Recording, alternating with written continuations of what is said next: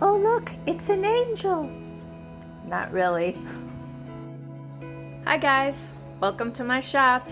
I know my video this week is a little bit late, but I've been in total beast mode out here. Seriously, all month I've been working like 7 days a week. I've got so many hours in this thing. It's just crazy, but it's coming out really cool. And yes, I still have a whole wing left to do, and then a whole nother swan left to do. And I'm actually over a month behind right now on my schedule. Hopefully you guys can see this, but it actually took me a couple days just to get the face and the eyes right on this guy, which was pretty important to me because the city it's going to, the city of Monticello, the swan is the symbol of their town because it's the winter home to thousands of trumpeter swans on the Mississippi River.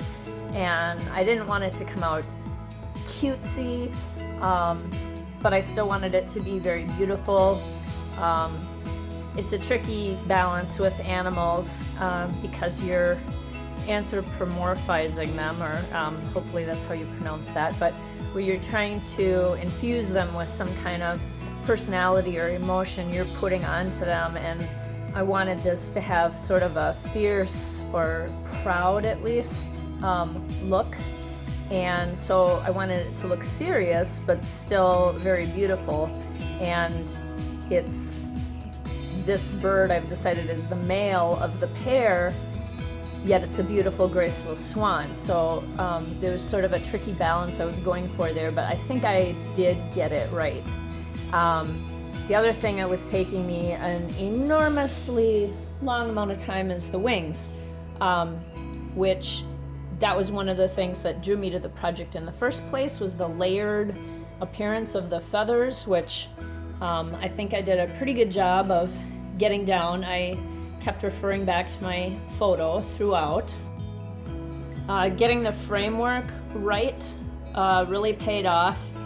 As you can see, it's very firmly attached, and it's really all one contiguous piece now, and very structurally strong. So anything that you're making art-wise, sculpture-wise, be sure you get the frame right. That's basically everything. The frame underneath has to be right before you can move forward.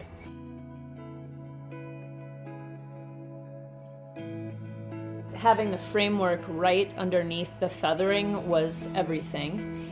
And also being aware of feather placement. So I'm continually covering my last weld with the next feather on this whole entire thing, which is paying off. It's a lot of work, and there still will be a little bit of cleanup and finishing, but you can probably see there's like a little heat mark right here that I'll have to clean up, but that's really not much. There was another tiny weld over here I couldn't get away with not doing that will show, but once I polish the heat mark off, that really won't show.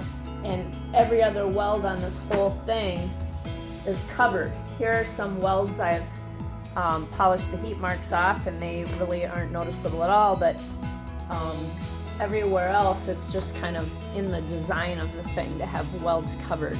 So far so good, except for being super duper duper behind schedule. All I can do is work as hard as I can, and that's what I'm doing. To be honest, I'm really gonna have to crank here, and I have family coming into town for 3 weeks this month, so my videos might get a little bit more spaced out now till the end of this project.